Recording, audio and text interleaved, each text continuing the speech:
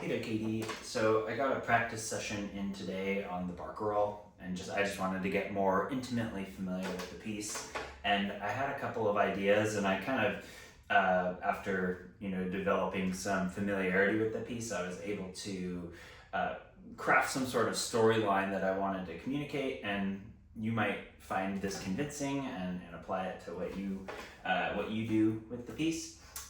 So basically, the overall premise that I was kind of thinking about is like, this, an innocent child that maybe starts to have a sense of insecurity. I've taught a lot of 5-year-old, 6-year-old girls, and they're very comfortable singing all the words in the book, and then, fast forward to like age 10, 11, 12, then they start to have a little bit more, concern with social acceptance and all that. So that's the kind of mindset that I was having where, at the opening, there's an innocence, and especially to get that perfect sound, I'm going to send over an annotated score to get that perfect sound of the first note.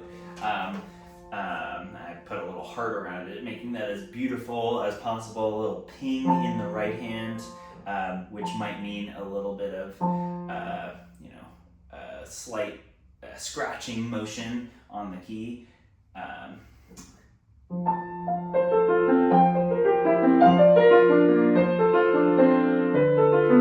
right there, so this is measure 3. This feels like the first place where maybe just like a seed of self-doubt is kind of creeping in. And then, it quickly dissipates. So it's like, it's almost no big deal, and, it goes away. Whereas on the second time, so when we restarted measure 5,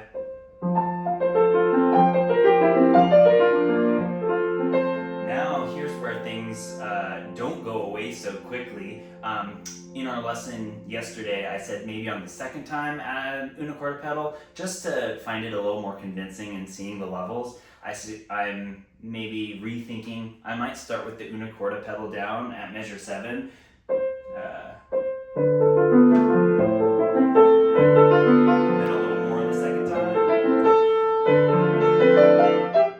And then that way you can kind of build to that last leap.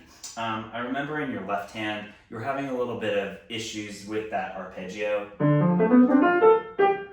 And one fingering that I found helpful was the 5, 3, 2, 1, 3, 2, 1. Just felt like the 5, 4, 3 was just like, even though it's simple, it just didn't seem super convincing for me to be accurate with it.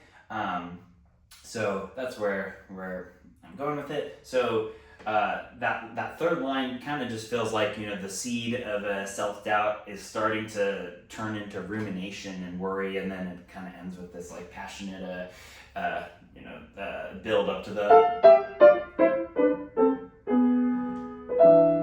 And this feels like very kind of emotionally low or depressed almost.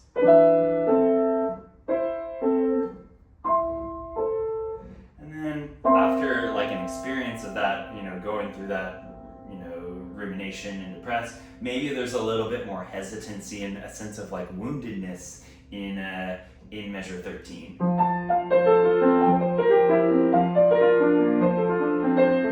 Now, where I was thinking about going here, because in measure 17 we have this, more triumphant outburst, and so the thought that I had was, maybe this sense of insecurity, what makes us unique as people and makes us not a part of the group, ends up being the thing that we need to work on self-accepting.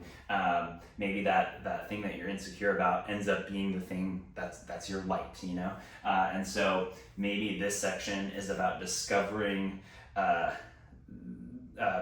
learning to accept that part and be at ease with it. So like, you start off the wounded feeling.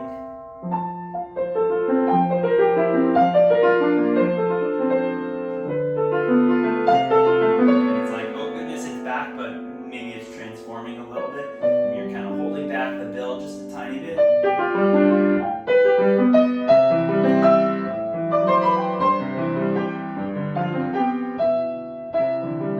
Now, I did have a thought in the measure 17.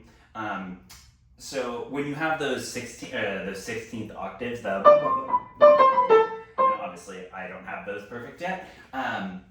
But one thing that you might try doing, this is kind of like it's a little cheat, or not cheat, but you can get away with it and achieve something well if you end up compressing those 16th notes a little bit, which gives you more time at the end of them to leap, and so you're kind of borrowing a little bit of time from the, and then there's that agogic accents on the leap.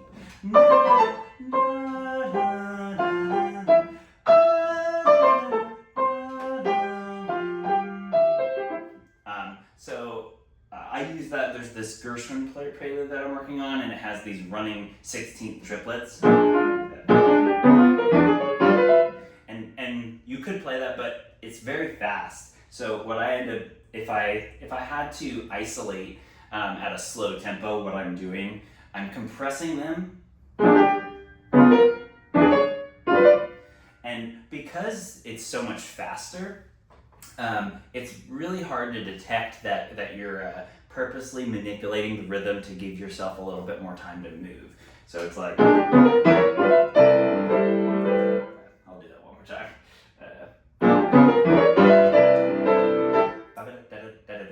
Instead of triplet, triplet, triplet, triplet, it's running walk, running walk, running walk, running walk. And so it gives you just a little bit more time on the transition moments to move your hand. So it's kind of like a helpful like just a little cheat that's so subtle that the audience member couldn't really see.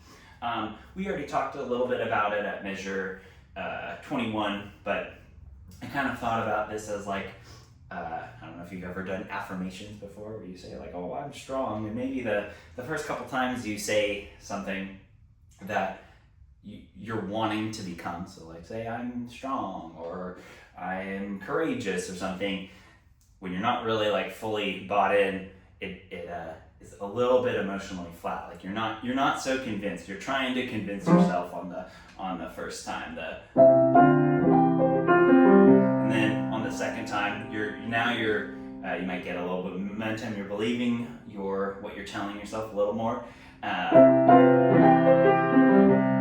then finally, you really are strong here. And now, because we're going from forte to pianissimo, this is a natural place where you can let the sound dissipate a little bit by helping it get soft.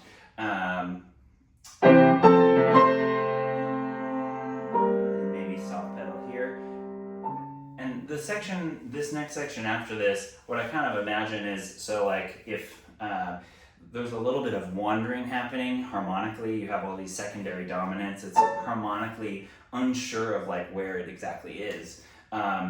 So the storyline that I gave to this section of the story is like, well, if I'm not this insecurity, then who am I? So it's kind of like, this navel-gazing, self-exploration section. Not necessarily like, it's not a uncomfortable feeling. It's more of a, trying to explore yourself. And so I wouldn't say it's nearly as emotionally heavy as on the first page where there was these more tense chords. So,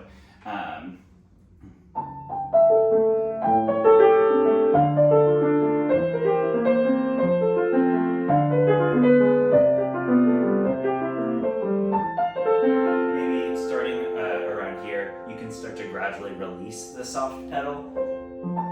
Measure 29.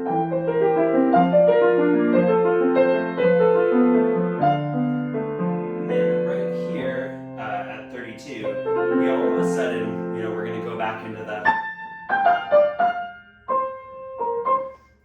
I feel like the end of measure 32, where all of a sudden we have these octaves,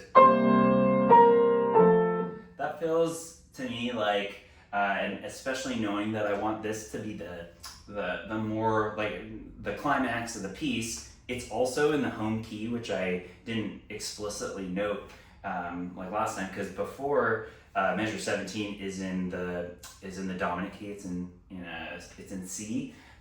So getting into that, you know, we have this.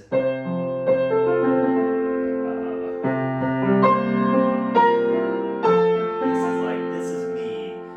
You're much more sure of you know, who you are and being at ease with it, and then starting, you know, I'm gonna save myself from messing up the octaves, but then starting at measure 37, we're just kind of winding down to the end. Everything's all good. There's not that inner turmoil or emotional discomfort present.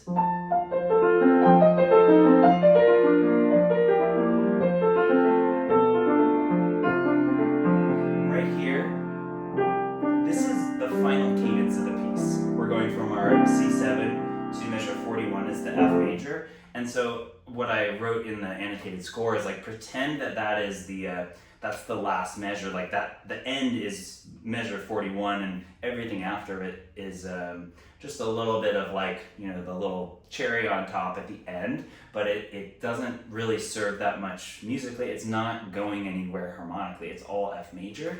I might start one more time from 37.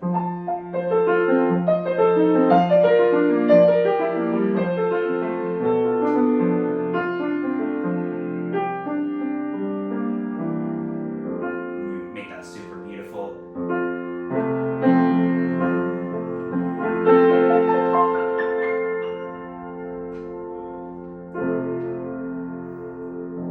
And then you'll just have the pedal down for the whole last line.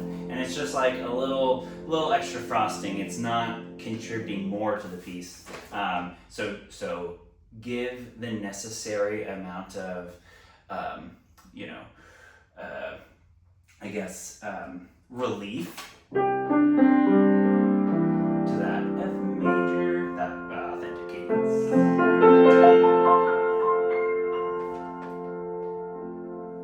Anyway, so hopefully some of this made sense, but I'd encourage you, if this story isn't exactly what you think, because, you know, each person is going to approach this and they might have a new narrative, but that's kind of what the music felt like it was telling me, at least today. So hopefully that helps.